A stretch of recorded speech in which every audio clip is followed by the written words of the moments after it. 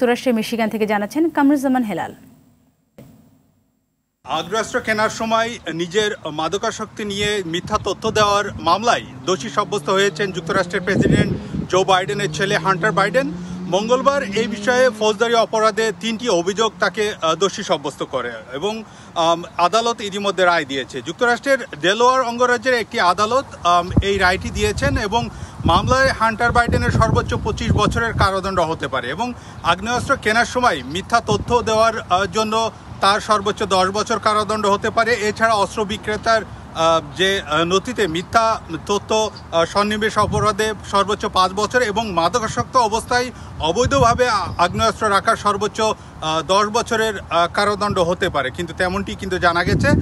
Biden পুত্র Hunter বাইডেনের বিরুদ্ধে প্রথম অভিযোগ আগ্নেয়াস্ত্র কেনার সময় তিনি মিথ্যা তথ্য দেন।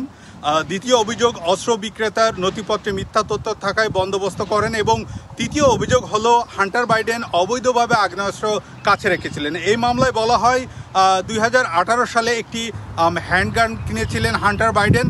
সেই অস্ত্র কেনার সময় নিজের মাদকাসক্তি নিয়ে মিথ্যা তথ্য দিয়েছিলেন তিনি এবং মাদকাসক্ত ব্যক্তি জীবন নিয়ে সমালোচনার মুখে পড়তে হয়েছে হান্টার বাইডেনকে।